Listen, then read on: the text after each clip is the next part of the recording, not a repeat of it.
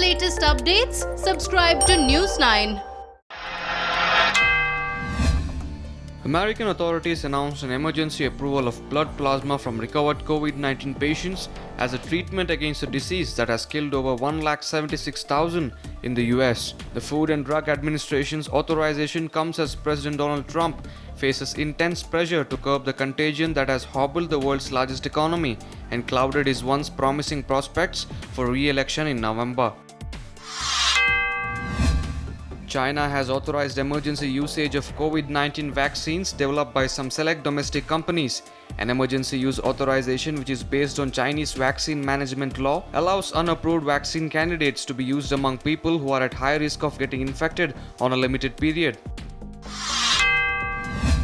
A United States-led military coalition in Iraq has its troops withdrawn from Camp Taji military base and handed it over to Iraqi security forces. The base, 20 km north of the capital Baghdad, had been the site of frequent rocket attacks by Iran-backed groups targeting US-led troops in recent months.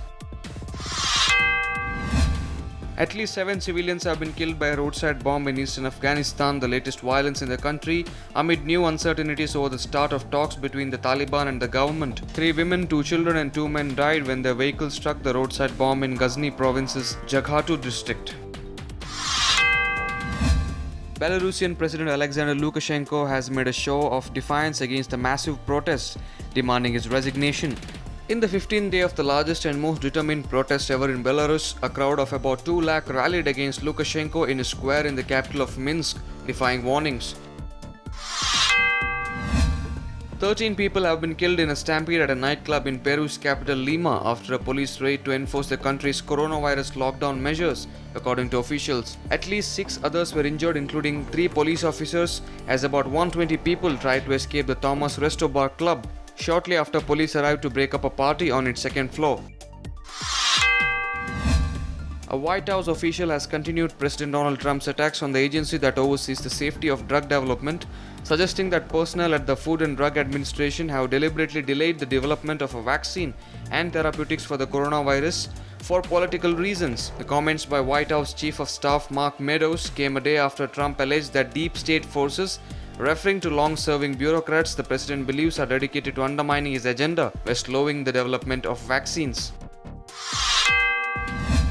Kai Jia, during her years at the Chinese Communist Party's top training center and think tank outspoken professor, had surpassed many with her liberal ideas and support for democratic reform. More recently, she caused a stir with the spate of scathing denunciations of China's ruling elite and country's leader Xi Jinping, a rare rebuke from a long-time insider that led to her expulsion from the party earlier this week.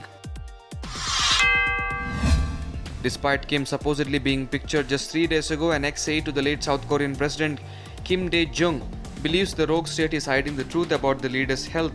North Korean dictator Kim Jong-un has fallen into a coma. A former South Korean official is claiming on the heels of reports that the northern leader has ceded over some of his power to his younger sister.